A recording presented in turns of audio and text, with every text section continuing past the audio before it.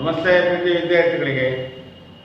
ಈ ದಿನ ವರ್ಗ ಸಮೀಕರಣದಲ್ಲಿ ನಾವು ಹೇಗೆ ಬಿಡಿಸಬೇಕು ಅನ್ನೋದ ಎರಡು ವಿಧಾನಗಳನ್ನು ತಿಳ್ಕೊಂಡಿದ್ವಿ. ಆಪರ್ತನ ವಿಧಾನ ಮತ್ತು ದೀರ್ಘ ಭಾಗಾಕಾರ ಕ್ರಮದಲ್ಲಿ ವರ್ಗ ಸಮೀಕರಣಗಳನ್ನು ಹೇಗೆ ಬಿಡಿಸೋದನ್ನು ಕಲ್ತ್ಕೊಂಡಿದ್ವಿ. ನಂತರ ಈಗ ವಿದ್ಯಾರ್ಥಿಗಳೇ ಇನ್ನೊಂದು ವಿಧಾನ, ಇದಕ್ಕೆ ನಾವು ಒಬ್ಬ ಶ್ರೇಷ್ಠ ಗಣಿತಜ್ಞ ಶ್ರೀಧರಾಚಾರ್ಯ ಅಂತ ಒಬ್ಬ ಗಣಿತಜ್ಞನ ನೆನಪಾಡ್ಕೊಳ್ಳೋದು ಮುಖ್ಯವಾಗಿ ಅನ್ನೋದ್ರೆ, ಏಕೆಂದರೆ ಅವರ ಒಂದು ವಿಧಾನವನ್ನು ಕಳಿಸ್ಕೊಟ್ಟ. ಏನು ನೀವು ವರ್ಗಪೂರ್ಣಗೊಳಿಸಿ ವರ್ಗ ಸಮೀಕರಣ ಬಿಡಿಸುವುದು, ಆ ವಿಧಾನವನ್ನು ಉಪಯೋಗಿಸ್ಕೊಂಡು ನಾವು ಸಹ ಒಂದು ವರ್ಗ ಸಮೀಕರಣವನ್ನು ಮೂಲಗಳನ್ನು ಕಂಡುಹಿಡಿಯುವುದನ್ನು ತಿಳಿಸ್ಕೊಟ್ಟಿದ್ದೇನೆ. ಏನು ಹೇಳ್ತಾರೆ, ಆ ಶ್ರೀಧರ ಪದ್ಧತಿ ಅಂತ ಹೆಸರಿರುತ್ತೆ. ಶ್ರೀಧರಾಚಾರ್ಯ ಅಂತ ಒಬ್ಬ ಶ್ರೇಷ್ಠ ಭಾರತೀಯ ಗಣಿತಜ್ಞ ತೋರಿಸ್ಕೊಟ್ಟ. ಆದರೆ ಏನು ಅವನೇನು ತೋರಿಸ್ಕೊಡ್ತಾನೆ ಈ ವಿಧಾನವನ್ನು ಕಳಿಲಿಕ್ಕೆ a² + bx + c = 0 ಇದು ವರ್ಗ ಸಮೀಕರಣದ ಆದರ್ಶ ರೂಪ ಅಂತ ಗೊತ್ತಿದೆ. ಇಲ್ಲಿ ನಿಮಗೆ ಗೊತ್ತಿದೆ a ಅನ್ನೋದು 0 ಆಗಿರಬಾರದು, a ≠ 0 ಇದೊಂದು ವಾಸ್ತವ ಸಂಖ್ಯೆ ಆಗಿರಬೇಕು. ಹಾಗಾದ್ರೆ ವರ್ಗ ಪೂರ್ಣಗೊಳಿಸಿ ಈಗಾಗಲೇ ಅಧ್ಯಯನ ಮಾಡಿದ್ದೀರಾ, 9 ನೋಡಬೇಕು. ಈಗ ವಿಧಾನವನ್ನು ಏನು ಮಾಡಬೇಕು, ಇದು ವರ್ಗ ಸಮೀಕರಣ ವರ್ಗ ಪೂರ್ಣಗೊಳಿಸಿ ಬಿಡಿಸೋ ವಿಧಾನ ಅಂತ ಏನು ಮಾಡ್ತೀವಲ್ಲ, ಅದೇ ರೀತಿಯಲ್ಲಿ ಇದು ಮಾಡ್ತೀವಿ. ಈ ವರ್ಗ ಸಮೀಕರಣವನ್ನ ನಾವು ಏನಿಂದ ಭಾಗಿಸ್ಕೊಳ್ಳೋದು, ಎಡಭಾಗವನ್ನು.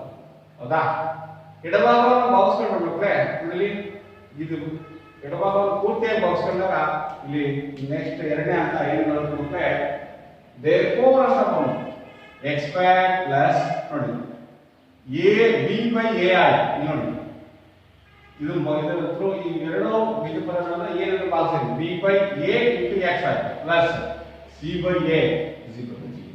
ಹೌದಾ, ಈಗ ನೋಡಿ ಇದನ್ನ ವರ್ಗ ಪೂರ್ಣಗೊಳಿಸೋದ್ರೆ ಏನ, x ನ ಸಹಗುಣಕದ ಅರ್ಧದಷ್ಟು ತೆಗೆದುಕೊಂಡು ಅದನ್ನು ವರ್ಗ ಪೂರ್ಣ ಮಾಡಿ ಕೂಡಿ ಕಳಿತೀವಿ ಅಂತ ಹೇಳ್ತೇವೆ. ಕೂಡಿ ಕಳೆಯೋದು ನೋಡಿ, ಏನ್ ಮಾಡಿದ್ವಿ, ಇದ್ರ ಅರ್ಧ ಅಂದ್ರೆ ಏನು, b/a ಅರ್ಧ ಅಂದ್ರೆ b1 × ಅರ್ಧ ಅಂತ ಅಲ್ವಾ.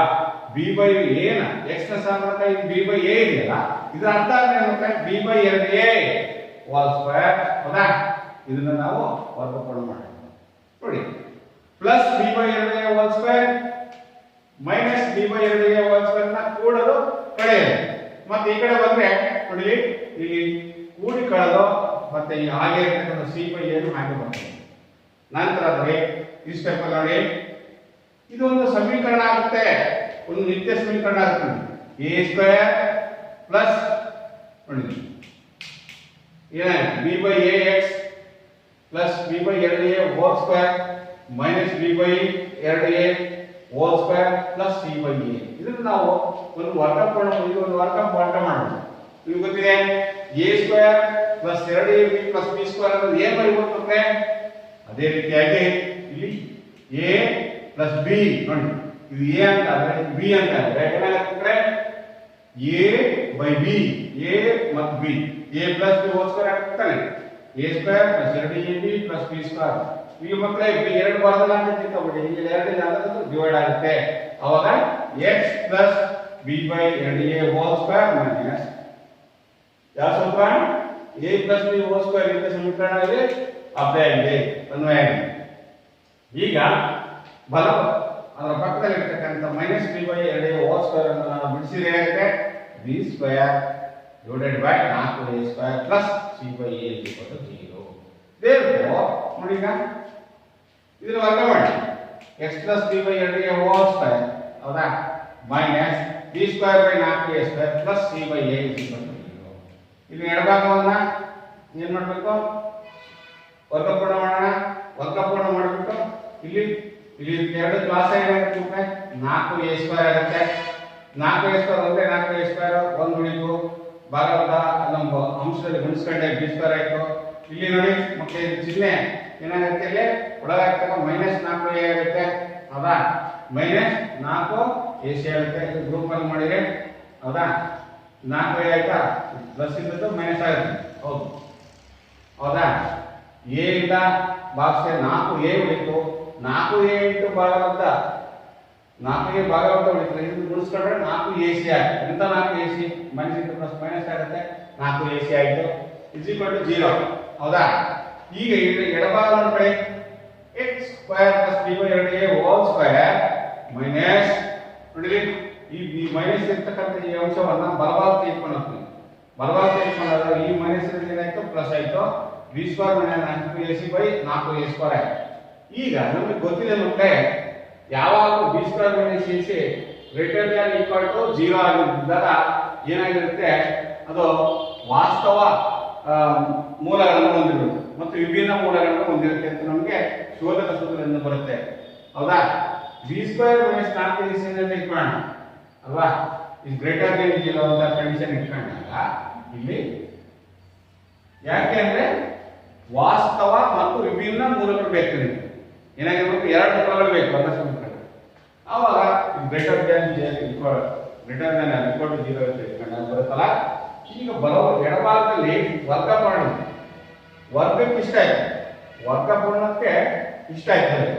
ಬರೀ ಇದಕ್ಕೆ ನಾವು x ಬೆಲೆ x² 4 ಆದ್ರೆ x ಬೆಲೆ ಎಷ್ಟಾಗುತ್ತೆ, 2 ಆಗುತ್ತೆ. ಅದೇ ರೀತಿಯಾಗಿ x ಬೆಲೆ ತಗೊಂಡು ಅವಾಗ ಏನಾಗುತ್ತೆ, ವರ್ಗಮೂಲ ಹಾಕ್ಬೇಕಲ್ವಾ, x plus 2 x plus b/2a equal plus or minus. ಯಾಕೆ ಬಂತು ಪ್ಲಸ್ ಆರ್ ಮೈನಸ್ ಅಂದ್ರೆ, ಈ ಕಡೆ ಬಂದಾಗ ಇದು ನೋಡಿ plus or minus root of b square minus 4ac/2a. ಈಗ ನಾವು ನೋಡಿದ್ವಿ x ಇಸ್ ಈಕ್ವಲ್ ಟು ಈ ಕಡೆ ಒಳಗಡೆ ಕಳಿಸಿದಾಗ ಇದು ಕಾಮನ್ ಫ್ಯಾಕ್ಟರ್ ತೆಗೆದಿನಿ. ಕಾಮನ್ ಫ್ಯಾಕ್ಟರ್ ತಂದಾಗ ಅದು ನೋಡಿ ಒಂದು ಭಾಗವಾಗಿ ಬಿಟ್ಟು ನಮಗೆ ಉಳಿಯುತ್ತೇನು, x is equal to minus b/2a plus or minus root of b square minus 2a ಅಂತ ಬಂತು. ಇದರಲ್ಲಿ ಕಾಮನ್ ಫ್ಯಾಕ್ಟರ್ ತೆಗೆದಾಗ 2 ಡಿವೈಡ್ ಆಗುತ್ತೆ ಮಕ್ಕಳೇ, ಈ ಎರಡಕ್ಕೂ ಡಿವೈಡ್ ಆಗುತ್ತೆ. ಅವಾಗ ಉಳಿಯೋದು minus b plus or minus ಯಾವುದು ಇದು ಮೈನಸ್ b ಆಗುತ್ತೆ ಇಲ್ಲಿ ಹೊರಗಡೆ ಬಂದ್ರೆ. ಹೌದಾ? Plus or minus root of b square minus 4ac/2a ಆಯ್ತು. ಎರಡು ಕ್ಲಾಸ್ ಏನಂದ್ರೆ equal to x is equal to minus b root plus or minus root of b square minus 4ac. ನೋಡಿ ನಿಮಗೆ ಗೊತ್ತಿದೆ ಮೈನಸ್ b ಅನ್ನೋದು ಯಾವುದು ಸಹಗುಣಕ, x ಪ್ಲಸ್ ಸಹಗುಣಕ, a ಅಂದ್ರೆ x ಸ್ಕ್ವೇರ್ ನ ಸಹಗುಣಕ, c ಅಂದ್ರೆ ಸ್ಥಿರಾಂಕ. ಇದು ಬೇರೆ ಎಲ್ಲ ಗೊತ್ತಿದೆ ನಿಮಗೆ ಅಲ್ವಾ. a ಅಂದ್ರೆ x ಸ್ಕ್ವೇರ್ ನ ಸಹಗುಣಕ, b ಅಂದ್ರೆ x ನ ಸಹಗುಣಕ, c ಅಂದ್ರೆ ಸ್ಥಿರಾಂಕ, a ಅಂದ್ರೆ ಗೊತ್ತಿದೆ ನಿಮಗೆ. ಈ ಬೆಲೆಗಳನ್ನು ನಾವು ಆದೇಶ ಮಾಡಿ ಒಂದು ವರ್ಗ ಸಮೀಕರಣದ ಸೂತ್ರವನ್ನು, ವರ್ಗ ಸಮೀಕರಣದ ಮೂಲಗಳನ್ನು ಕಂಡುಹಿಡಿಯಬಹುದು. ಇದನ್ನೇ ನಾವು ಮೊದಲೇ ಏನಂತ ಕರಿತೀವಿ, ಶ್ರೀಧರ ಪದ್ಧತಿ ಅಂತ ಕರಿತೀವಿ. ಶ್ರೀಧರ ಸೂತ್ರದಿಂದ ವರ್ಗ ಸಮೀಕರಣವನ್ನು ಬಿಡಿಸುವುದು ಅಂತ ಕರಿತೀವಿ. ಈಗ ನೋಡಿ, ಒಂದು ಪಕ್ಷ ಒಂದು ಶೋಧಕದ ಸಹಾಯದಿಂದ ಸಹ ನಾವು ಈ ಶೋಧಕ ಅಂತ ಕರಿತೀವಿ. b ಸ್ಕ್ವೇರ್ ಮೈನಸ್ 4ac ಅನ್ನೋದು ವರ್ಗ ಸಮೀಕರಣದ ಒಂದು ಗುರುತಿಸ್ತಕ್ಕಂಥ ಒಂದು ಶೋಧಕ, ಅಂದ್ರೆ ಗುರುತು ಮಾಡತಕ್ಕಂಥ ಒಂದು ಮಾದರಿ ಸೂತ್ರ. ಏನು ಇದನ್ನ ಯಾಕೆ ಪಡ್ಕೊಂಡು ಗೊತ್ತಿದೆ. b ಸ್ಕ್ವೇರ್ ಮೈನಸ್ 4ac ಒಂದು ಕಂಡೀಷನ್ ಗ್ರೇಟರ್ ದ್ಯಾನ್ 0 ಇದ್ದಾಗ x ಬೆಲೆ ಏನಾಯಿತು, ಎರಡು ವಿಭಿನ್ನ ಮೂಲಗಳು ಆಗಿತ್ತು ಮತ್ತು ವಾಸ್ತವ ಮೂಲಗಳಾಗಿರ್ತವೆ. Okay, b square minus 4ac is greater than 0 ಅಂದ್ರೆ ಧನಾತ್ಮಕ ಸಂಖ್ಯೆ ಆಗಿರಬೇಕು. ಧನಾತ್ಮಕ ಸಂಖ್ಯೆ ನಮಗೆ ಶೋಧಕದ ಬೆಲೆ ಬಂದಾಗ ಶೋಧಕದ ಬೆಲೆ ಧನಾತ್ಮಕವಾಗಿರಬೇಕು ಮತ್ತು ಪಾಸಿಟಿವ್ ಆಗಿರಬೇಕು. ಧನಾತ್ಮಕ ಬಂದಾಗ ಎರಡು ಭಿನ್ನವಾದ ಮತ್ತು ವಾಸ್ತವ ಮೂಲಗಳನ್ನು ಹೊಂದಿರುತ್ತದೆ. ಇದನ್ನು ನಾವು ಈಗ ಸಮಸ್ಯೆಗಳಲ್ಲಿ ನಂತರ ಅಧ್ಯಯನ ಮಾಡ್ತೀವಿ ಮಕ್ಕಳೇ. b square minus 4ac less than 0 ಆದ್ರೆ ಅಂದ್ರೆ ಋಣಾತ್ಮಕ ಬೆಲೆ ಬಂದ್ರೆ, ಶೋಧಕದ ಬೆಲೆ ಋಣಾತ್ಮಕವಾಗಿದ್ರೆ 0ಗಿಂತ ಕಡಿಮೆ ಬಂದ್ರೆ ಅದನ್ನ ಏನು ಕರಿತೀವಿ, ವಾಸ್ತವ ಮತ್ತು ಸಮಾನ ಅಂತ ಕರಿತೀವಿ. ಈಗ b square minus 4ac equal to ನೋಡಿ, ಇದು ನೆಗೆಟಿವ್ ಬಂದ್ರೆ ಋಣಾತ್ಮಕವಾದ ಬೆಲೆ ಬಂದ್ರೆ ಯಾವುದೇ ವಾಸ್ತವ ಮೂಲಗಳಿಲ್ಲ ಅಂತ ಹೇಳಬಹುದು. ಯಾವುದೇ ವಾಸ್ತವ ಮೂಲಗಳು ನೆಗೆಟಿವ್ ಬಂದಾಗ ಅದರ ಬೆಲೆ ವಾಸ್ತವ ಮೂಲಗಳಿಲ್ಲ.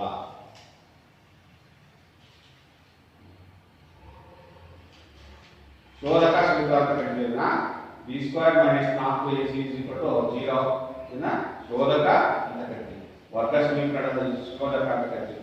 ನೋಡಿ, ಈಕ್ವಲ್ ಟು 0 ಬಂದಾಗ ಸಮಾನಾದ ವಾಸ್ತವ ಮೂಲಗಳಿರ್ತವೆ. ಇಲ್ಲಿ ಇದು ಸಮಾನಾದ ಮತ್ತು ವಾಸ್ತವ ಮೂಲಗಳು ಈಕ್ವಲ್ ಟು 0 ಇದೆ. ಬಿ ಸ್ಕ್ವೇರ್ ಮೈನಸ್ 4ac = 0 ಬಂದ್ರೆ ಮೂಲಗಳು ವಾಸ್ತವ ಮತ್ತು ಸಮನಾಗಿರುತ್ತವೆ. ಲೆಸ್ ದ್ಯಾನ್ 0 ಅಂದ್ರೆ ಋಣಾತ್ಮಕ ಬೆಲೆ ಬಂದ್ರೆ, ಶೋಧಕದ ಬೆಲೆ ಋಣಾತ್ಮಕ ಬಂದ್ರೆ ಯಾವುದೇ ವಾಸ್ತವ ಮೂಲಗಳು ಇರುವುದಿಲ್ಲ. ನೋಡಿ ಮಕ್ಕಳೇ, ಈ ರೀತಿಯಾಗಿ ದ್ವಿವಿಧಾನ ಪದ್ಧತಿಯಿಂದ ನಾವು ವರ್ಗ ಸಮೀಕರಣವನ್ನ ಬಿಡಿಸ್ತೀವಿ. ಇದು ಗೊತ್ತಾಯ್ತಲ್ಲ ಮಕ್ಕಳೇ, ಇದು ವರ್ಗಮೂಲಗೊಳಿಸಿ ಬಿಡಿಸುವ ವಿಧಾನ. ವರ್ಗ ಸಮೀಕರಣ ಕೊಟ್ಟರೆ ಅದನ್ನ ಈ ಸಾಧನಕ ಎನ್ನ ತೆಗೆದಾಕ್ಬೇಕಲ್ಲ, ಅದರಿಂದ ಭಾಗಿಸಿದೆ ಎರಡು ಭಾಗವನ್ನು ಮಾತ್ರ ಭಾಗಿಸಿದಿರಿ. ನಂತರ ಅದು ವರ್ಗಪೂರ್ಣಗೊಳಿಸ್ಕೊಂಡೆ, ಅದನ್ನ ನಿತ್ಯ ಸಮೀಕರಣವನ್ನು ಉಪಯೋಗಿಸಿಕೊಂಡು ವರ್ಗಪೂರ್ಣ ಮಾಡಿದೆ. ನನಗೆ x + x² + 3π2a² ಇಷ್ಟ ಆದರೆ ನನಗೆ ಬರೀ ಮಾತ್ರ ಒಂದು ಘಾತ ಇದ್ದಲ್ಲಿ x ನ ಬೆಲೆ ಬೇಕು. ಅದರಿಂದ x + 3π2a ಬಂದ್ಬಿಟ್ಟೆ ಬಲಭಾಗ ಕಳಿಸ್ತೇವೆ square root of ಅದಕ್ಕೇನಾಗುತ್ತೆ √b² - 4ac/2a ಆಗುತ್ತೆ. ಮತ್ತೆ ಸಾಮಾನ್ಯ ಪದವನ್ನು ಹೊರತೆಗೆದುಬಿಟ್ಟು x ಬೆಲೆ ಮಾತ್ರ ಬೇಕು ನಮಗೆ. ಅದರಿಂದ ಈ ಪ್ಲಸ್ ಬಿ ಇದು ಬಲಗಡೆ ಹೋದ್ರೆ ಮೈನಸ್ ಬಿ ಆಗುತ್ತೆ, ಬೆಳಗಡೆ ಆಗಿದೆ b² - 4ac/2a. ಈ ಎರಡೇ ಕಾಮನ್ ಅದರಿಂದ ಛೇದದಲ್ಲಿ ಎರಡೇ ಆಗಿರುತ್ತೆ ಮಕ್ಕಳೇ, ಹೌದಾ? ಹೀಗೆ ನಾವು ವರ್ಗ ಸಮೀಕರಣವನ್ನ ದ್ವಿವಿಧ ಪದ್ಧತಿಯಿಂದ ಬಿಡಿಸೋಣ. ಈಗ ಒಂದೊಂದೇ ಲೆಕ್ಕವನ್ನ ನೋಡೋಣ.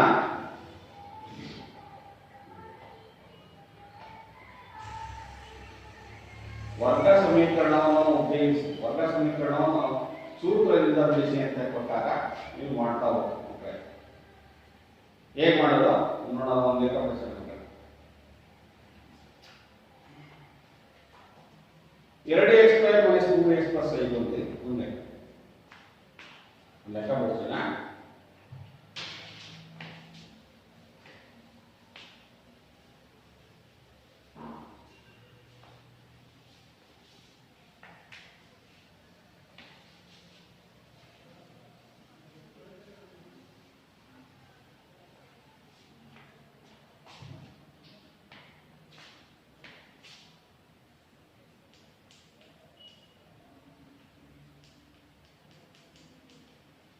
ಈ ಲೆಕ್ಕವನ್ನು ನಾವು ವರ್ಗ ಸಮೀಕರಣದ ಮೂಲಗಳನ್ನ ಕಂಡುಹಿಡಿಯಬೇಕು.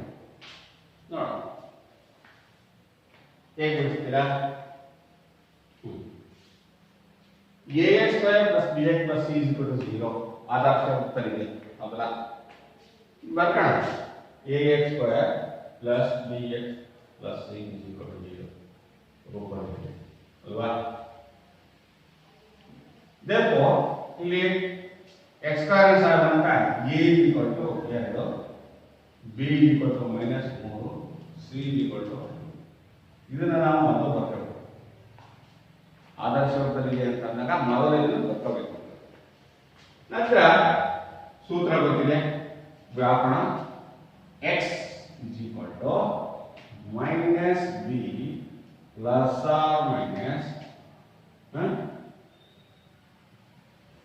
b² - 4ac whole divided by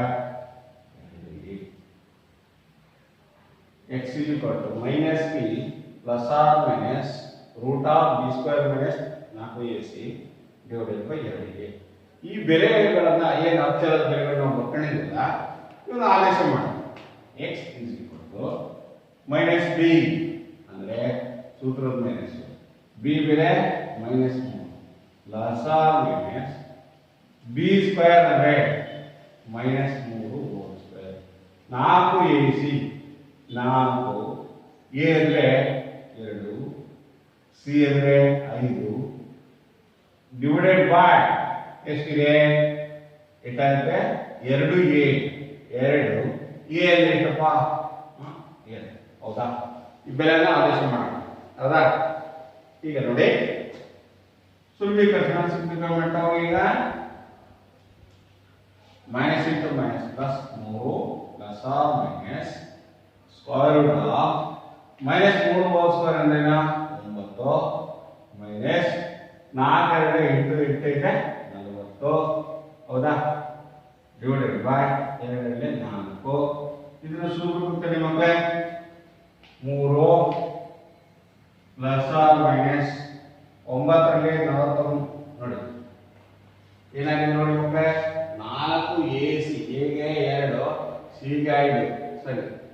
minus ಇದು ಮೈನಸ್ 4 4 4 8 8 40 40ರಲ್ಲಿ ನೋಡಿ ಮೈನಸ್ 3 ಹೋಲ್ ಸ್ಕ್ವೇರ್ ಅಲ್ಲಿ ಏನು ಮಾಡ್ತೀವಿ 9 9 ಮೈನಸ್ 40 ಕೂಡಿ ಏನು ಮಾಡಿದ್ವಿ ಕಳೆದ್ವಿ plus or minus point of equal ಹಾಂ 31 ಡಿವೈಡೆಡ್ ಬೈ 4 ಇವಾಗ ನಾವು ಬಂತು ಏನು ಬಂತು 3 plus or minus root of 31/4 ಬಂತು ಇದಕ್ಕೆ ಏನಾದರೂ ಸಾಮಾನ್ಯ ಪದ ಅಥವಾ ವರ್ಗಮೂಲ ಇದೆಯಾ ಬಲಭಾಗಕ್ಕೆ ಇರತಕ್ಕಂಥ ಇದಕ್ಕೆ ಇದೊಂದು ಅಭಾಗದ ಸಂಖ್ಯೆ ಅವಾಗ ಏನು ಮಾಡ್ತೀವಿ ನಾವು 3 ಪ್ಲಸ್ ರೂಟ್ ಆಫ್ 31/4 ಮತ್ತು 3 ಮೈನಸ್ ಎರಡು ಬೆಲೆಗಳಿರ್ತವೆ ವರ್ಗ ಸಮೀಕರಣಕ್ಕೆ ಎರಡು ವಿಭಿನ್ನ ಮೂಲಗಳಿರ್ತದೆ therefore x is equal to ಇಷ್ಟ ಅವಾಗ ಬರೀಬೇಕು therefore x is equal to 3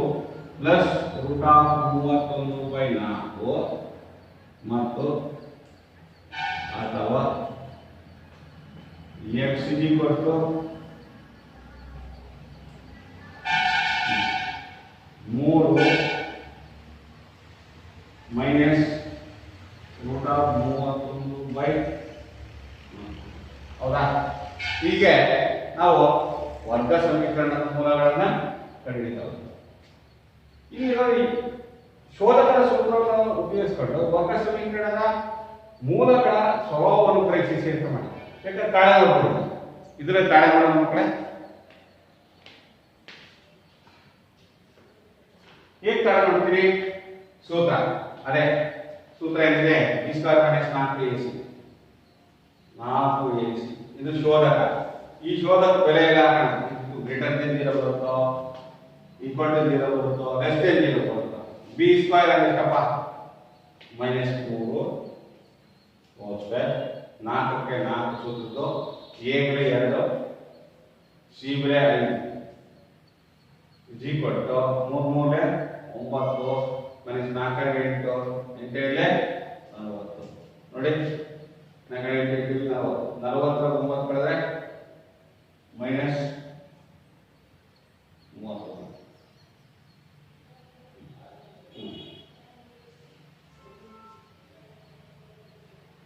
B square minus 2 whole square 3 9 4 8 8 40 minus 31 ಋಣಾತ್ಮಕ ಮೈನಸ್ 31 ಆದ್ರೆ ಏನಿದೆ ಋಣಾತ್ಮಕ ಬಂದ್ರೆ ಯಾವುದೇ ವಾಸ್ತವ ಮೂಲಗಳಿಲ್ಲ ವಾಸ್ತವ ಅಲ್ಲ ವಿಭಿನ್ನ ಆಗಿದೆ ಹೌದಾ ಮಕ್ಕಳೇ ಈ ಸಮೀಕರಣಕ್ಕೆ ವಾಸ್ತವವಾದ ಇವು ವಾಸ್ತವ ಮೂಲಗಳಿಲ್ಲ ಅದು ನೆಗೆಟಿವ್ ಆಗಿದೆ minus 31 B square minus 4ac 0 ಆವಾಗ ವಾಸ್ತವ ಮೂಲಗಳಿಲ್ಲ ಅಂತ ಬರೀತೀವಿ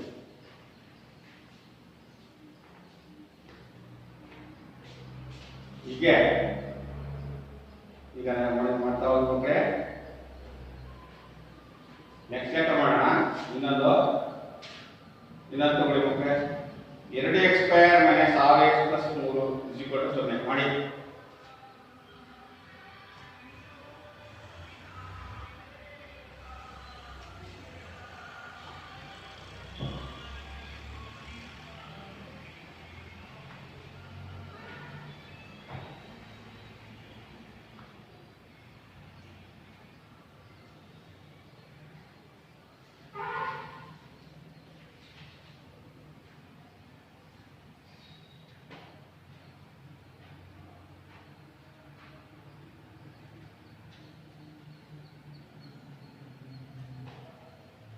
ವಾಸ್ತವ ಮೂಲಗಳಿಲ್ಲ ಇದನ್ನು ಮಾಡೋಣ 2x² minus 7x plus 3 2x² minus 7x plus 3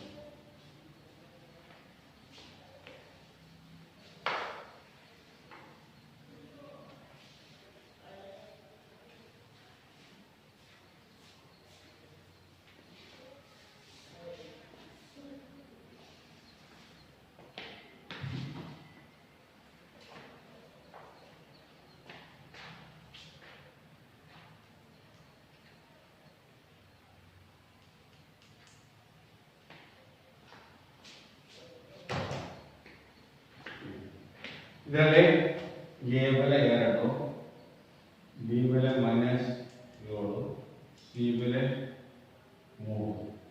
ಇದು ಬರ್ತಾ ಬರ್ತದೆ. ಫಸ್ಟ್ ಇದು ಬರ್ಕೊಂಡಾದ್ಮೇಲೆ ನಾವು ಸೂತ್ರಕ್ಕೆ ಆಲೋಚನೆ ಮಾಡೋಣ. ಹೌದಾ? ಸೂತ್ರ ಗೊತ್ತಿದೆ, ax² + bx + c = 0. ಹೌದಾ? ಈಗ a = 2, b = -7, c = 3. ಸೂತ್ರ ಬರ್ಕೊಳ್ತೀರಾ? x - b ಹೇಳಿ ಸೂತ್ರದ x - b ± √b² -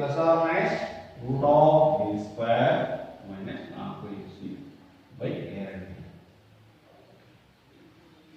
ಸೂತ್ರದಿಂದ ಬಿಡಿಸಿ ಅಂತ ಕೊಟ್ರೆ ಮಕ್ಕಳೇ, ಫಸ್ಟ್ ನಾವು ಇದು ವರ್ಗ ಸಮೀಕರಣ ಬರ್ಕೊಂಡು ಇದನ್ನ ಆದರ್ಶ ರೂಪದಲ್ಲಿ ಬರ್ಕೊಂಡು ಅದು ಇಂಪಾರ್ಟೆಂಟ್. ನಾವು a b c ಬೆಲೆಯನ್ನು ಬರ್ಕೊಂಡು ಈಗ ಸೂತ್ರದ ಬೆಲೆ ಆಕಾಶ ಮಾಡಿ therefore x ಅಂದ್ರೆ x ಕೊಡ್ತೀವಿ ಬರ್ಕೊಂಡು x ಅನ್ನು ಕಂಡುಹಿಡಿಯಿರಿ.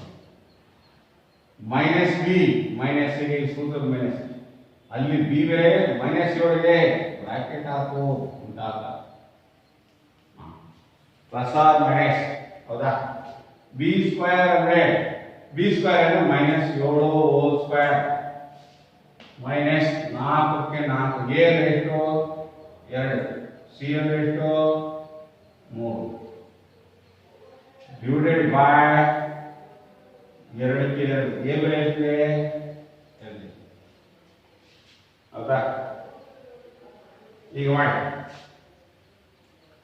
x minus of minus 7 minus into minus ನೋಡಿ, ಗುಂಪನ್ನು ಬಿಡಿಸ್ಕೊಳ್ಳಿ. 7 ಆಯಿತು ಪ್ಲಸ್ ಆರ್ ಮೈನಸ್. ಈಗ ನೋಡಿ ಮಕ್ಕಳೇ, ಸ್ಕ್ವೇರ್ ರೂಟ್ಗೆ ಸ್ಕ್ವೇರ್ ರೂಟ್ ಕಂಡಿದ್ದೀಲ್ಲ. 7 49 ಮೈನಸ್ ಇಂಟು ಮೈನಸ್ ಪ್ಲಸ್ ಆಗುತ್ತೆ, ನಿಮಗೆ ಗೊತ್ತಿದೆ. ಮೈನಸ್ ನೋಡಿ 4 8, 8 24 ಅದನ್ನು ಬರ್ಕೊಂಬಿಡಿ. ಹೌದಾ? ಈಗ ಛೇದ ಕೆಳಗೆ ಛೇದ 2 4 ಅಂಶದಲ್ಲಿ ಸುಲಭೀಕರಣ ಮಾಡಿಕೊಂಡು ಛೇದ ಕೊಡಿ. 7 ಪ್ಲಸ್ ಮೈನಸ್ 49 24 ಕಡೆ ಹೋಗ್ಬೇಡಿ. 9 4 ಕಳೆದ್ರೆ 5, 4 ಕಳೆದ್ರೆ 2 ಡಿವೈಡೆಡ್ ಬೈ 4. ಹೌದಾ? Divided by 4. x = 7 plus or minus √25 -4. Sir ಹೆಂಗೆ ಇದು ವರ್ಗಮೂಲ ಚಿಹ್ನೆ ಇಟ್ಟದು? ಮೂಲಗಳನ್ನು ಹಿಂಗೆ ಬಿಡಿಸೋದು ಮತ್ತೆ 7 ಪ್ಲಸ್ ಆರ್ ಮೈನಸ್ 25 ವರ್ಗಮೂಲ ಗೊತ್ತಿದೆಯಲ್ಲ, 4 ಗೊತ್ತಿಲ್ಲ. 4ಕ್ಕೆ ಅದು ಒಂದು ಪೂರ್ಣ ಸಂಖ್ಯೆ ಆಗಿದೆ, ವರ್ಗ ಸಂಖ್ಯೆಯು ಹಾಗೆ ಇಟ್ಕೊಂಡು 4 4 ಇದಕ್ಕೆ ವರ್ಗಮೂಲ ಕಂಡುಹಿಡಿಯಿರಿ. ಇದಕ್ಕೆ ವರ್ಗಮೂಲ 25 ಇದೆಯಲ್ಲ, ಅದನ್ನ ಸ್ವಲ್ಪ ಸುಲಭ ಕಂಡು. therefore = 7 ಪ್ಲಸ್ ಆರ್ ಮೈನಸ್ 25 ವರ್ಗಮೂಲ 5 ಡಿವೈಡೆಡ್ ಬೈ ಮತ್ತೇನಾರ ಸುಲಭ ತಗೋಲ್ಲ, ಏನು ಬರಲ್ಲ. therefore x = 7 plus 5. ಹೌದಾ? 7 ಪ್ಲಸ್ 5 ಡಿವೈಡೆಡ್ ಬೈ 4. ಇದು ಸುಲಭ ತಂದ್ರೆ 7 5 12 ಬೈ 4. ಹೌದಾ? 4 1 4. ನೆಕ್ಸ್ಟ್ ಇನ್ನೊಂದ್ಸರಿ x = 7 ಮೈನಸ್ 5 ಬೈ 4 ಅಲ್ವಾ? 7 ಮೈನಸ್ 5 ಅಂದ್ರೆ 7 ಇಟ್ಕೊಂಡ್ರೆ 2 ಬೈ 4, 2 1 2 ನೋಡಿ. x = 3 ಅಥವಾ x = 2. x = 3 ಅಥವಾ x = 2.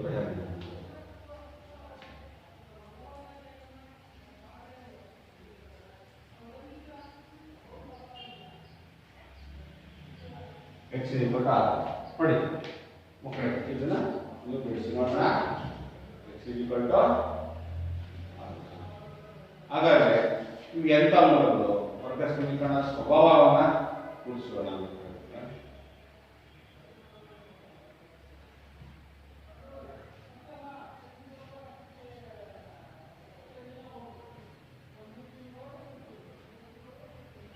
x = ಅರ್ಧ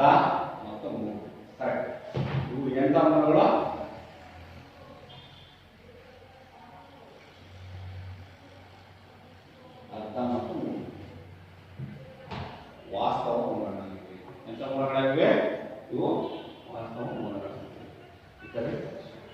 ಇದು ತಾಡನ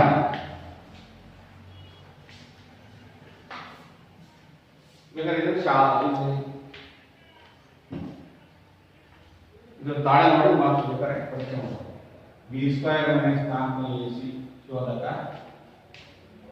x = 3 ಮತ್ತು ಅರ್ಧ ಎಂತ ಮೂಲಗಳಿವ ವಾಸ್ತವ ಮೂಲಗಳು. ನೋಡೋಣ ಶೋಧಕ ಕಂಡಿದೆ, ಶೋಧಕದ ತಾಳ ಮಾಡಿ ಬಿ ಸ್ಕ್ವೇರ್ ಅಂದ್ರೆ -7 ಹೋಲ್ ಸ್ಕ್ವೇರ್ -4 ಕ್ಕೆ 4, a ಅಂದ್ರೆ 2, c ಅಂದ್ರೆ 3 = 7 49 ಮೈನಸ್ 4 8 3 24 8 3 24 49ರಲ್ಲಿ 24 ಕಳೆದ್ರೆ 94 ಕಳೆದ್ರೆ 5 ಹೌದಾ 4 2 ಕಳೆದ್ರೆ ನೋಡಿ.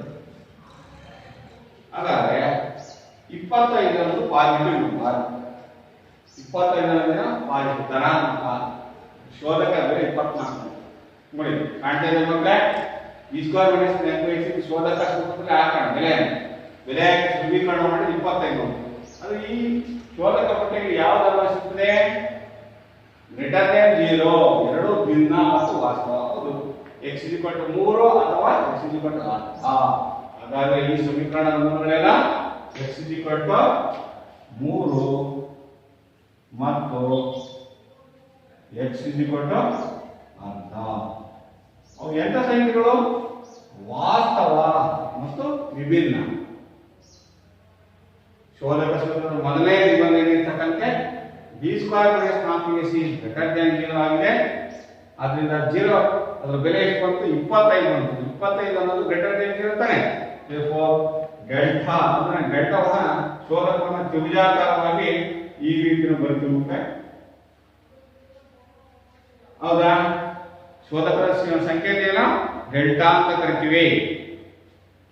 ತ್ರಿಕೋನ ಪಟ್ಟಿ 25 ಅನ್ನೋದು ಪಾಸಿಟಿವ್ ನಂಬರ್ ತಾನೆ ಧನಾತ್ಮಕ. ಆದ್ದರಿಂದ ವಾಸ್ತವ ಮತ್ತು ವಿಭಿನ್ನ x = 3 x = 10.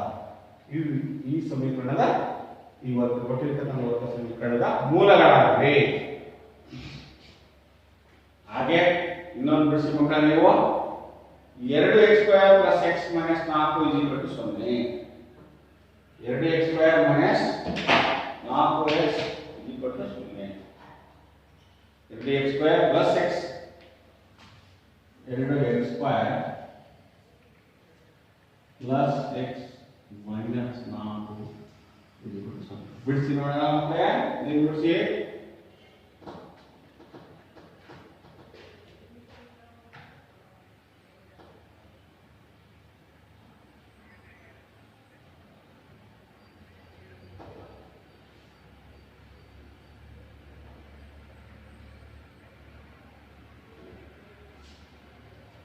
ಅರ್ಥ ಆಯ್ತು ಅಂತ ತಿಳ್ಕೊಂಡಿದ್ದೀನಿ. ನಡೆಸೋಣ. ಓಕೆ ಈಗ ಇನ್ನೊಂದು ಲೆಕ್ಕ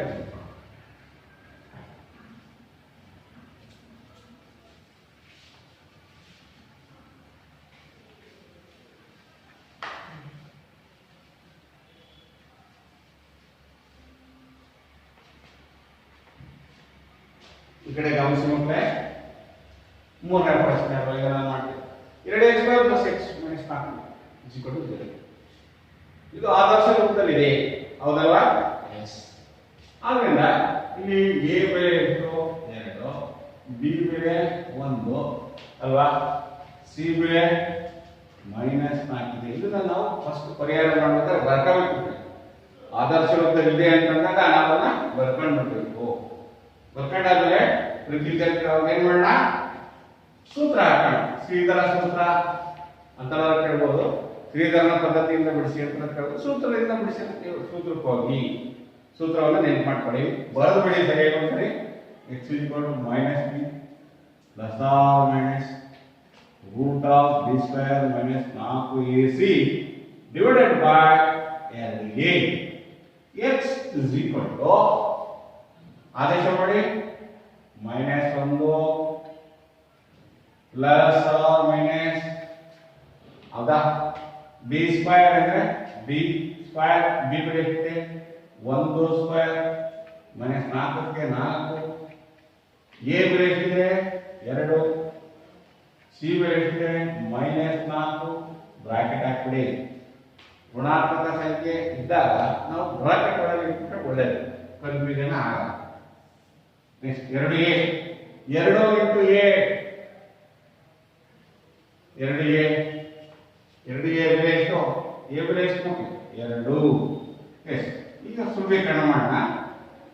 -1 ಬಂದ್ರೆ -1 -3 -1 plus or minus root of B square ಅಂದ್ರೆ ಒಂದೊಂದೇ -4. ಈ ಮೈನಸ್ ಈ ಮೈನಸ್ ಕುಡಿಸ್ಕೊಂಡ್ಬಿಡಿ, ಪ್ಲಸ್ ಆಗುತ್ತೆ. 4 8 8 32. ಹೌದಾ? ಕೆಳಗೆ ಬನ್ನಿ, 2 4. therefore x is equal to -1 plus or minus root of 1 plus 32 root of 33. ಒಂದಕ್ಕೆ 32 ಕೂಡಿದ್ರೆ 33 divided by 4. ಈಗ 33ಕ್ಕೆ ವರ್ಗಮೂಲ ಬರ್ತಿದೆ ಮಕ್ಕಳೇ ನಿಮಗೆ? ಇಲ್ಲ. 4 ಇದೆಯಾ? 4 ಇದು 4 ಕೊಟ್ಟಿದೆ, ಇದು ಪೂರ್ಣ ಸಂಖ್ಯೆ ಕೊಟ್ಬಿಟ್ಟಾರೆ. ಈಗ ತೆಗೆದುಕೊಂಡು ನಮಗೆ 2 ಕೊಡಬೇಕು. ಆದ್ದರಿಂದ x is equal to -1 plus root of 33 divided by 4 ಮತ್ತು x is equal to -1 minus root of 33 divided by 4. ಇವೆಂತ ಸಂಖ್ಯೆಗಳು ಕೊಡಿ? ಅಭಾಗದ ಸಂಖ್ಯೆಗಳು. ಮತ್ತು ಋಣ, ಒಂದು ಋಣ ಇದೆ, ಎರಡು ಋಣನೇ ಅಲ್ವಾ? ಎರಡು ಋಣಾತ್ಮಕ ಸಂಖ್ಯೆಗಳು. ಋಣಾತ್ಮಕ ಒಂದು ಅಂದ್ರೆ ಏನಾಗುತ್ತೆ ಕಡೆ? ಋಣಾತ್ಮಕ ಮೂಲಗಳಾಗಿವೆ. ಬೇಕಾದ್ರೆ ಸುಧಾಕ ವಾಸ್ತವ ಸಂಖ್ಯೆಗಳು ಚೆಕ್ ಮಾಡೋಣ. ಡೆಲ್ಟಾ ಸೂತ್ರ ಬಿ ಸ್ಕ್ವೇರ್ ಮೈನಸ್ 4ac. ಬೇಕಾದ್ರೆ ತಾಳೆ ಮಾಡೋಣ. ಡೆಲ್ಟಾ ಬಿ ಸ್ಕ್ವೇರ್ ಅಂದ್ರೆ 1 square minus 4 into A 2, C minus 4 1 minus 4 8, minus into minus plus 4 8 8 32. ಹೌದಾ?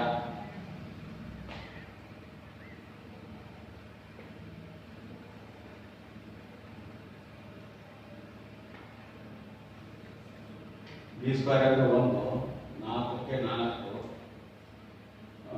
4 A C 4 8 32 minus into minus plus 32 32 33.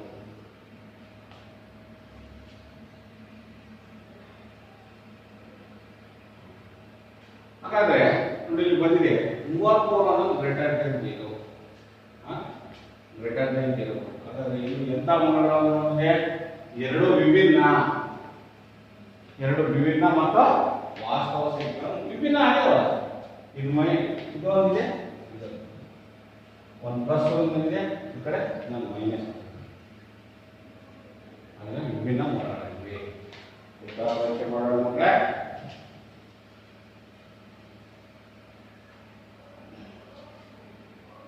ಎಲ್ಲರೂ ಮಾಡಿದ್ದೀರಾ? ಎಸ್, ಉತ್ತರ ಸರಿ. -1 ಪ್ಲಸ್ ರೂಟ್ ಆಫ್ 33 ಬೈ 4 ಮತ್ತು -1 ಮೈನಸ್ ರೂಟ್ ಆಫ್ 33 ಬೈ 4. ಈ ರೀತಿಯಾಗಿ ನಾವು ಮಾಡಬಹುದು. ಹೌದಾ? ಅದೇ ರೀತಿಯಾಗಿ ನೀವು ಮಾಡ್ತಾ ಹೋಗಿ. ನೆಕ್ಸ್ಟ್ ಇನ್ನೊಂದು ಮೇನ್ ಕ್ವಶನ್ ಇದೆ ಮಕ್ಕಳೇ. ಈ ಕೆಳಗಿನ ಸಮೀಕರಣಗಳ ಮೂಲಗಳನ್ನು ಕಂಡುಹಿಡಿಯಬೇಕು. ಹೇಗೆ ಕಂಡುಹಿಡಿಯೋದು? ಬರೀ ಸಮೀಕರಣ ಕೊಟ್ಟಾಗ ಅದನ್ನ ಆದರ್ಶ ರೂಪಕ್ಕಂತೀವೋ ಅಥವಾ ಹಂಗೆ ಯಾವ ರೀತಿ ವರ್ಗ ಸಮೀಕರಣ ಮಾಡ್ತೀರಾ ನೋಡೋಣ. ಈ ಸಮೀಕರಣದ ವರ್ಗ ಸಮೀಕರಣದ ಮೂಲಗಳನ್ನು ಕಂಡುಹಿಡಿಯೋದು. ನೆಕ್ಸ್ಟ್ ಮೈನ್ ಕ್ವಶನ್ ಇನ್ನೊಂದು ರೀತಿಯಲ್ಲಿ ಹೇಗೆ ಮಾಡೋದು?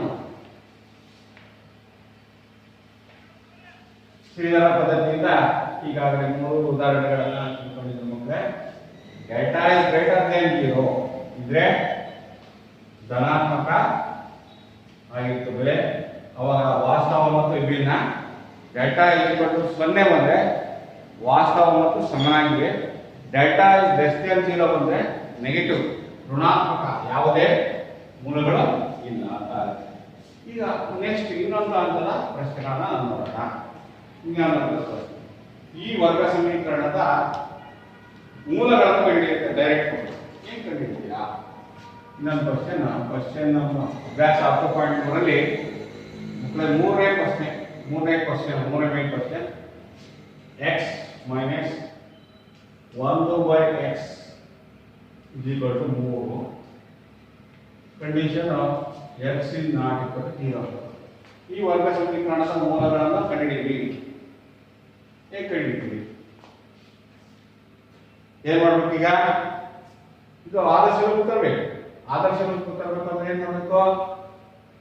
ಡಿವೈಡ್ ಬಲಭಾಗ ಮತ್ತು ಎಡಭಾಗದಲ್ಲಿ x ಇಂದ ನಾವೇನ್ ಮಾಡಬೇಕು? ಗುಣಿಸ್ಕೋಬಹುದು, ಹೌದಾ? ಅಥವಾ ಇದನ್ನ ಸಿಂಪ್ಲಿಫೈ ಮಾಡೋಣ. ಸರಳ ರೂಪ ಆದರ್ಶ ರೂಪ. ಈ ಕಡೆ ಇದಕ್ಕೆ ಎಡಭಾಗಕ್ಕೆ ಲಾಸ್ಟ್ ಏನು x ಅಲ್ವಾ? 1 into x x ಅಲ್ವಾ? ಇಲ್ಲಿ ಏನಿಲ್ಲ ಅಂದ್ರೆ 1 ರಿಂದ x ಬಾಕ್ಸ್ x ಭಾಗ ಅಂತ x into x x square minus x ಅಂದ್ರೆ x 1 ಭಾಗ ಅಂತ. ಅವಾಗ 1 ಅಂದ್ರೆ 1 is equal to 3. ಇದು ಓರೆ ಮಾಡ್ತಾರೆ ಮಾಡಿ. therefore x square minus 1 is equal to 3x ಆಯ್ತು, ಹೌದಾ? x square minus 1 is equal to 3x ಆಯ್ತು. ಇದನ್ನ ಆದರ್ಶ ಇಟ್ಕೊಂಡು therefore x ಸ್ಕ್ವೇರ್ ಮೈನಸ್ ಈ ಕಡೆ ತಂದಾಗ 3x ಆಗುತ್ತೆ, ಮೈನಸ್ 3x. ಇದು ಹಾಗೆ ಇದೆ, ಮೈನಸ್ 1 ಈಕ್ವಲ್ ಇದು ಆದರ್ಶ ರೂಪ ಅಂತಾನೆ. x square minus 3x minus 1 equal ಇದು ಆದರ್ಶ ರೂಪ. ಈಗ ನಿಮಗೆ ಬಿಡಿಸೋದು ಗೊತ್ತಿದೆ, ಯಾವ ಸೂತ್ರ ಉಪಯೋಗಿಸಿ ಬಿಡಿಸ್ಬೇಕು ಅಂತ ಏನಿಲ್ಲ. ನೇರವಾಗಿ ಅಪವರ್ತನ ಮಾಡಿ ಬಿಡಿಸ್ಬೋದು. ಅಪವರ್ತನಕ್ಕೂ ಬರೋಲ್ಲ ಅಂತ ಸೂತ್ರಕ್ಕೆ ಹೋಗೋಣ. x square minus 3x minus 1 equal 0. ಇನ್ನು ಯಾವ ರೀತಿ ಕೂಡಿದ್ರೆ ಕಳೆದ್ರೆ 1x ಸ್ಕ್ವೇರ್ ಬರುತ್ತೆ. ಕೂಡಿದ್ರೆ ಕಳೆದ್ರೆ ಗುಣಲಬ್ಧ ಬರಬೇಕು, ಕೂಡಿದ್ರೆ ಕಳೆದ್ರೆ ಮಧ್ಯಪದ ಬರಬೇಕು. ಕನ್ಫ್ಯೂಸ್ ಮಾಡ್ಕೊಬೇಡಿ ಬಿಟ್ರೆ 3x ಮೈನಸ್ 4x ಎಷ್ಟನ್ನ ಕೂಡಿ ಕಳೆದ್ರೆ ಮೈನಸ್ 3x ಬರುತ್ತೆ ಅಲ್ವಾ? 1x ಬರಬೇಕು. ನೀವು ಗುಣಿಸಿ 1x ಸ್ಕ್ವೇರ್ ಬರುತ್ತೆ, ಕೂಡಿದ್ರೆ 3x ಮೈನಸ್ 4x ಬರುತ್ತೆ. ಹೇಗೆ ಮಾಡ್ತೀವಿ?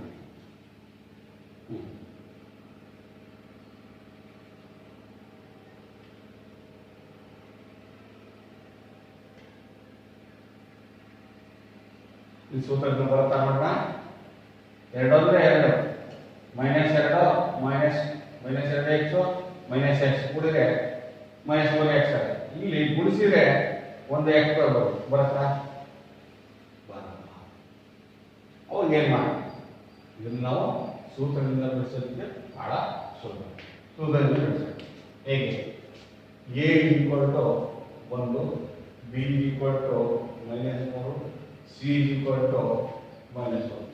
ಸೂತ್ರದಿಂದ ಬಿಡಿಸೋದು. therefore x ಈಕ್ವಲ್ ಟು, ಹೌದಾ, x square minus 3x plus minus 1 equal to 0.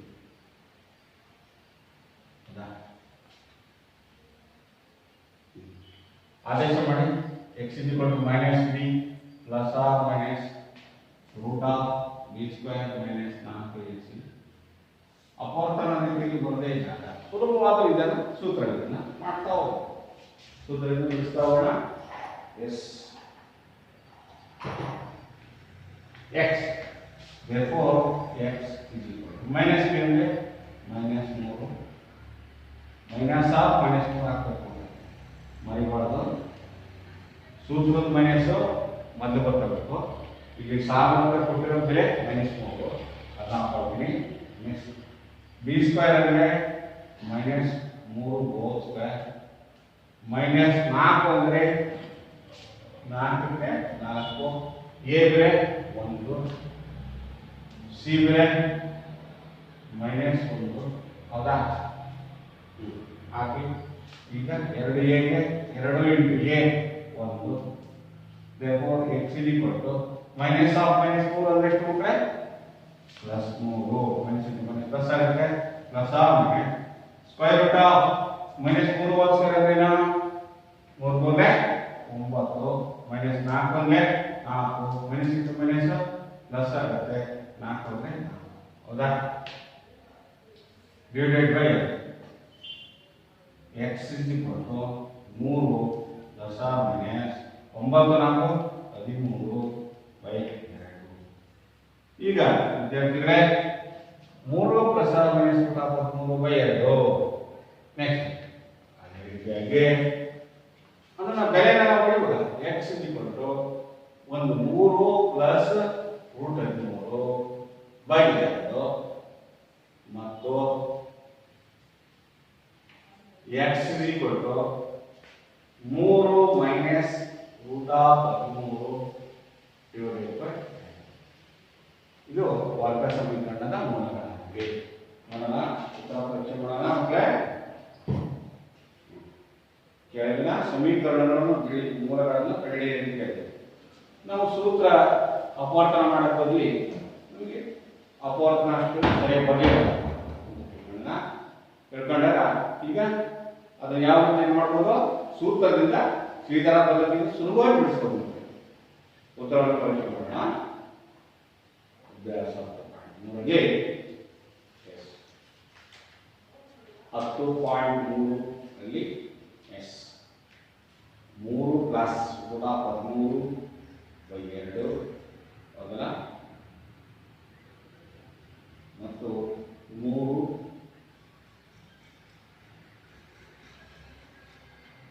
Minus 13/2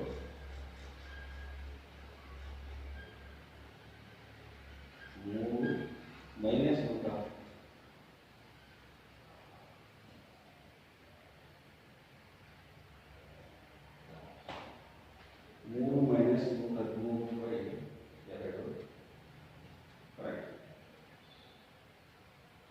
ಉಳಿದ 33 ಕರೆಕ್ಟ್.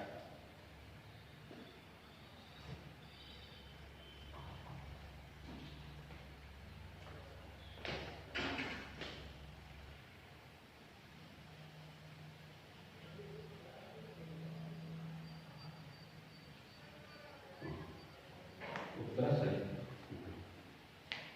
ಹೌದಲ್ಲ. ಇದನ್ನ ವರ್ಗ ಸಮೀಕರಣದ ಮೂಲಗಳು.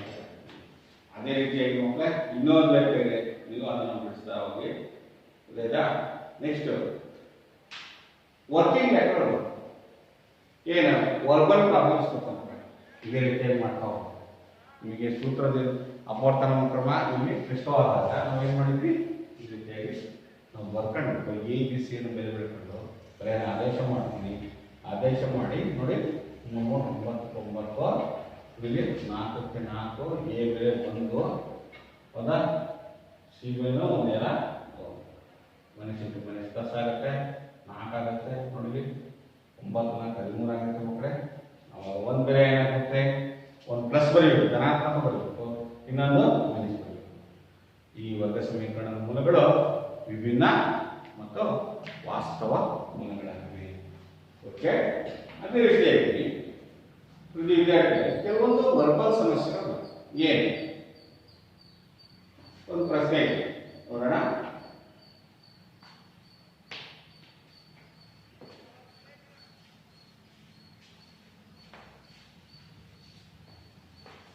Next question.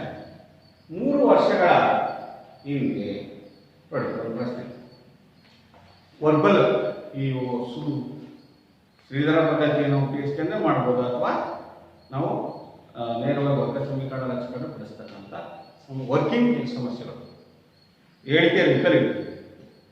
3 ವರ್ಷಗಳ ಹಿಂದಿನ ರ್ಯಾಮಾನ ವಯಸ್ಸು ವರ್ಷಗಳಲ್ಲಿ ಮತ್ತು 5 ವರ್ಷಗಳ ನಂತರ ಅವರ ವಯಸ್ಸು ಇವುಗಳ ಯುಕ್ರಮಗಳ ಮೊತ್ತ 3ನೇ 1 ಆದರೆ ಅವರ ಈಗಿನ ವಯಸ್ಸನ್ನು ಕಂಡುಹಿಡಿಯಿರಿ. 3 ವರ್ಷಗಳ ಹಿಂದಿನ ರ್ಯಾಮಾನದ ವಯಸ್ಸು ಮತ್ತು 5 ವರ್ಷಗಳ ನಂತರದ ಅವನ ವಯಸ್ಸು, ಅವುಗಳ ವ್ಯುತ್ಕ್ರಮಗಳ ಮೊತ್ತ 3ನೇ 1 ಆದರೆ ಅವರ ಈಗಿನ ವಯಸ್ಸನ್ನು ಕಂಡಿಡಿ.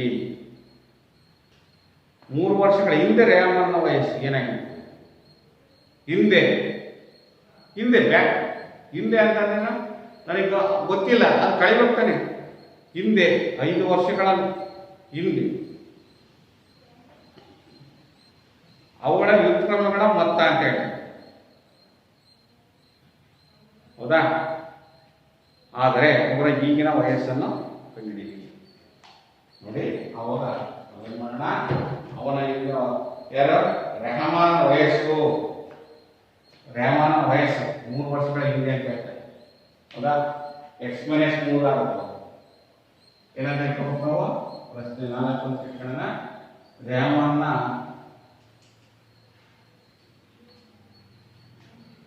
ವಯಸ್ಸು x ಆಗಿದೆ. 3 ವರ್ಷಗಳ ಹಿಂದೆ, 3 ವರ್ಷಗಳ ಹಿಂದೆ ಅಂದ್ರೆ x-3 ಆಗುವುದು. 3 ವರ್ಷಗಳ ಹಿಂದೆ ಏನಾಗುತ್ತೆ? x-3 ಆಗುವುದು, ಹೌದಾ? 3 ವರ್ಷಗಳ ಹಿಂದಿನ ರೆಹಮಾನನ ವಯಸ್ಸು 5 ವರ್ಷಗಳ ನಂತರದ ಅವನ ವಯಸ್ಸು, ಅವುಗಳ ವ್ಯುತ್ಕ್ರಮಗಳ ಮೊತ್ತ 3ನೇ ಒಂದು ಆದರೆ, ಹೌದಾ? x-3 ಪ್ಲಸ್ 5 ವರ್ಷಗಳ ನಂತರ ಅಂತ ಹೇಳಿ ಅವುಗಳ ವಯಸ್ಸುಗಳ ಅನುಪಾತ ಎಷ್ಟಾಗುತ್ತೆ ಅಂತ ಹೇಳಿ, ಅವಾಗ x-3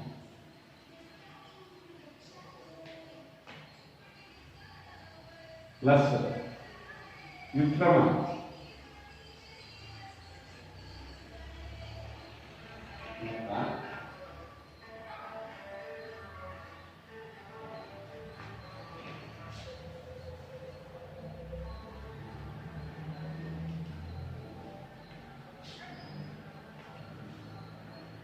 ಉತ್ಕ್ರಮಗಳ ಮೊತ್ತ ಏನಾಗುತ್ತೆ?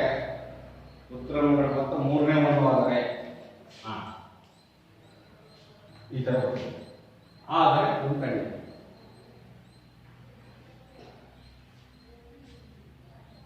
ಈಗ ಅದನ್ನು ಹೊರ ಗುಣಾಕಾರ ಮಾಡ್ಕೊಬೇಕು. ಹೇಗೆ ನೋಡಿ, ಇದು ಇಷ್ಟಿದೆ, ಹೌದಾ? ಇದು ಬಿಡಿಸ್ಕೊಂಡ್ರೆ ಹೆಂಗೆ ಬರುತ್ತೆ? x-3 ಹಿಂದೆ ಅವನ ವಯಸ್ಸು ಗೊತ್ತಿಲ್ಲ ಅಂದ್ರೆ x ಅಂತ ಇಟ್ಕೊಂಡೆ. ಇದು ಕಳ್ಕೊಂಡಾಗ ಏನಾಗುತ್ತೆ ಮಕ್ಕಳೇ? x-3 ಅಂದರೆ ಇದು ಬಿಡಿಸ್ಕೊಳ್ಳೋಣ. x-3 ಪ್ಲಸ್ 5 ಇದು 1/3 ಆದರೆ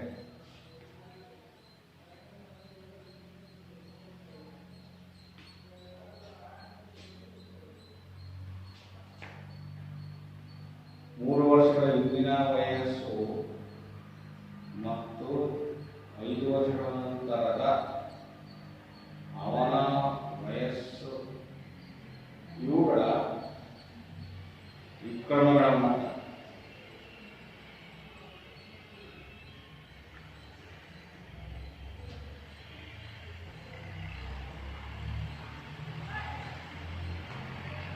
ಒಂದು ಬೈ x-3 1/5 3/5 ಆಗುವುದು. ಈ ತರ ಅವುಗಳ ವಿಕ್ರಮಗಳ ಮೊತ್ತ ಅಂದ್ರೆ ಏನ್ ಮಾಡ್ಬೇಕು? ಅದನ್ನ ರಿವರ್ಸ್ ಮಾಡಬೇಕು. ಈ ರೀತಿಯಾಗಿ ನೋಡಿ, ಈಗ ಬರ್ಕೋಬೇಕು. ರೇಮಾನ ವಯಸ್ಸು x ಆಗಿರಲಿ, 3 ವರ್ಷಗಳ ಹಿಂದೆ ಅಂತ ಕೊಟ್ಟರೆ ಏನಾಗುತ್ತೆ? x-4 ಆಗುತ್ತೆ. ಅದ್ರ ವಿಕ್ರಮ ಅಂದ್ರೆ 1/x-4. ಮತ್ತೆ 5 ವರ್ಷಗಳ ನಂತರ ಅಂತಂದ್ರೆ ಅದರ ವಿಕ್ರಮ. ಇವೆರಡು ಇದರ ಮೊತ್ತ ಏನಾಗುತ್ತೆ? 3ನೇ ಒಂದಕ್ಕೆ ವಿಕ್ರಮಗಳ ಮೊತ್ತವು 3ನೇ ಒಂದು ಆದರೆ ಅವರ ಈಗಿನ ವಯಸ್ಸು ಎಷ್ಟು? ಇದನ್ನು ನಾವು ಏನ್ ಮಾಡಬೇಕು ಅಂದ್ರೆ ಭಿನ್ನರಾಶಿ ಇದೆ. ಭಿನ್ನರಾಶಿಯನ್ನ ನಾವು ಇದು ಕ್ಲಾಸ್ ಆಗಿ ಇಟ್ಕೊಂಡ್ಬಿಟ್ಟು ಇದು ಬಲಭಾಗ ಎಡಭಾಗವನ್ನು ಸರಿಯಾಗಿ ಸಮತೋಲಿಸ್ಕೊಂಡು ಮಾಡಬೇಕಾಗುತ್ತೆ. ಬೇರೆ ಇದು ಕ್ಲಾಸ್ ಆಗಿ ಇಟ್ಕೊಂಡ್ರೆ x-3 ಇಂಟು 5 ಬರುತ್ತಾ? ಈಗ ಮಾಡ್ತೀರಾ? ಇದಕ್ಕೆ ಭಾಗ ಆಯ್ತು. ಇಲ್ಲಿ ಎಷ್ಟು ಉಳಿಯುತ್ತೆ? 5 ಉಳಿತು. ಪ್ಲಸ್ ಇಲ್ಲಿ 5 ಡಿವೈಡ್ ಆಯ್ತು. x-3 ಉಳಿತು. ಇದನ್ನ x-3 ಅನ್ನು ಬರ್ಕೊಳ್ತೀವಿ.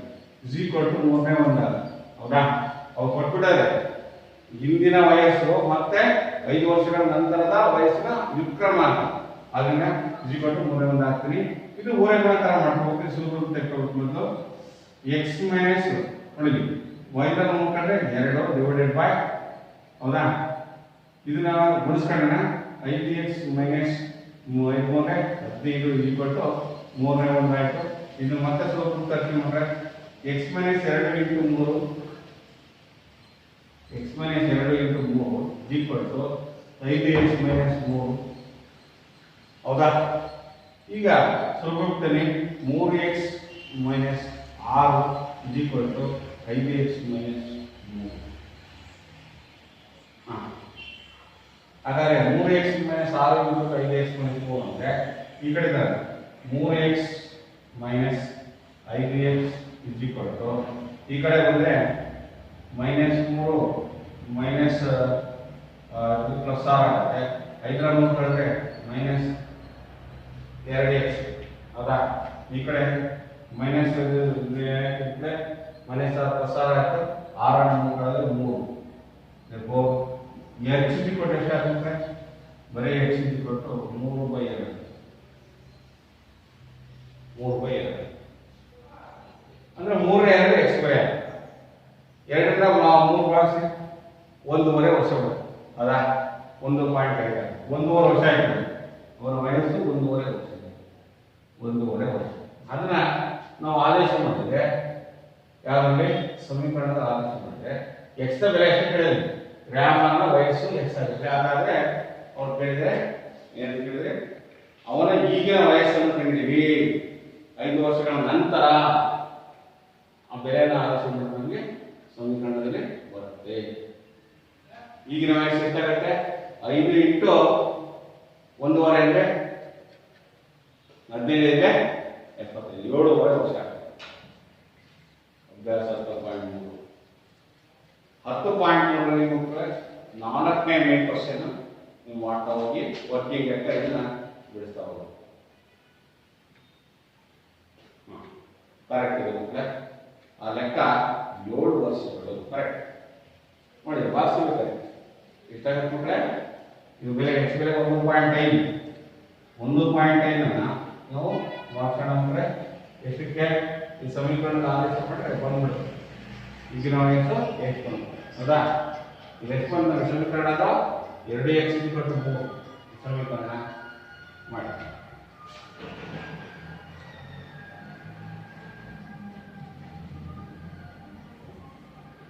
ಅವರ ವಯಸ್ಸು 7 ವರ್ಷ.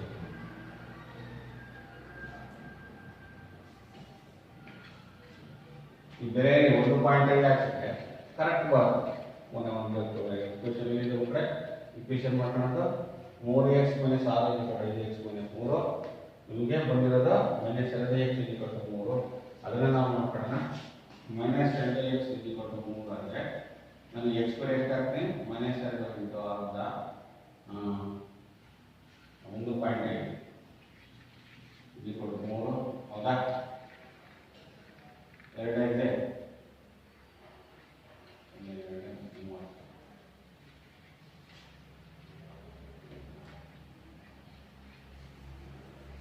7 ವರ್ಷ ಈ ರೀತಿಯಾಗಿ ಫಸ್ಟ್ ಹೇಳಿಕೆ ರೂಪದ ಪ್ರಶ್ನೆಗಳನ್ನು ನಾವು ಬಿಡಿಸಬೇಕಾದ್ರೆ ಮಕ್ಕಳೇ ಮೊದಲು ನಾವು ವರ್ಗ ಸಮೀಕರಣವನ್ನ ಬರ್ಕೊಳ್ಳೋದಕ್ಕೆ ಮುಂಚೆ ವರ್ಗ ಸಮೀಕರಣವನ್ನು ರೂಪಿಸುವುದಕ್ಕಿಂತ ಮುಂಚೆ ಆ ಪ್ರಶ್ನೆ ಹೇಳಿಕೆಯನ್ನು ಸರಿಯಾಗಿ ಓದ್ಕೋಬೇಕು. ನಂತರ ನಾವು ಒಂದು ಭಿನ್ನರಾಶಿ ರೂಪದಲ್ಲಿ ಬರ್ತಕ್ಕಂಥ ಸಮೀಕರಣವನ್ನು ಸುಲಭೀಕರಣ ಮಾಡಿ ಎಕ್ಸ್ ಬೆಲೆಯನ್ನು ಹಿಡಿದು ಮೂಲ ಸಮೀಕರಣದ ಆದೇಶ ಮಾಡಿದ್ರೆ ಅವನ ವಯಸ್ಸಿನ ಮತ್ತೆ ಮೂಲ ವಯಸ್ಸಿನ ಏನು ಸಂಬಂಧ ಎನಿಸಬೇಕಲ್ಲ ಅದರ ನಾವು ಇದರ ವಯಸ್ಸು ಅವನ ರೆಹಮಾನ್ ವಯಸ್ಸು ಎಷ್ಟಾಗುತ್ತೆ 7 ವರ್ಷ ಆಗುತ್ತೆ ಅನ್ನೋದನ್ನ ನಾವು ಕಂಡುಹಿಡಿಯಬಹುದು. ಹೀಗೆ ಮಕ್ಕಳೇ ನಾವು ವ್ಯಾಕರಣ ತಗೋಬಹುದು. ಮೊದಲ ಅಭ್ಯಾಸ 10.3ರಲ್ಲಿ ಸುಮಾರು ನೋಡಿ ವರ್ಕಿಂಗ್ ಲೆಕ್ಕಗಳಿದ್ದಾವೆ. ಈಗ ಇದನ್ನ ನಾವು ಕಲಿತಂಥ ಪಾಠದಲ್ಲಿ ಬಹಳಷ್ಟು ಸೂತ್ರದಿಂದ ಬಿಡಿಸ್ತಕ್ಕಂಥ ಸಮಸ್ಯೆಗಳು ಮತ್ತು ವರ್ಕಿಂಗ್ ಹೇಳಿಕೆ ರೂಪದ ಸಮಸ್ಯೆಗಳನ್ನು ಮನೆಯಲ್ಲಿ ಗೃಹಪಾಠವಾಗಿ ಮಾಡ್ಕೊಂಡು ಎಲ್ಲರೂ ಕ್ರಮವಾಗಿ ಬಿಡಿಸಿ ಅದನ್ನು ಮುಂದಿನ ತರಗತಿಯಲ್ಲಿ ಮತ್ತೊಮ್ಮೆ ಅದರ ಸಮಸ್ಯೆಗಳು ಇನ್ನೂ ಅನ್ವಯ ಸಮಸ್ಯೆಗಳು ಏನು ಕ್ಲಿಷ್ಟವತೆ ಇದ್ದರೆ ಅದನ್ನು ನಾವು ಚರ್ಚೆ ಮಾಡುವ ಮುಖಾಂತರ ಇಲ್ಲಿ ವರ್ಗ ಸಮೀಕರಣ ಪಾಠವನ್ನು ಅಧ್ಯಯನ ಮಾಡೋಣ ಅಂತ ಹೇಳ್ತಾ ಇದುವರೆಗೂ ವೀಕ್ಷಣೆ ಮಾಡಿದ ಎಲ್ಲ ವಿದ್ಯಾರ್ಥಿಗಳಿಗೂ ಧನ್ಯವಾದಗಳು.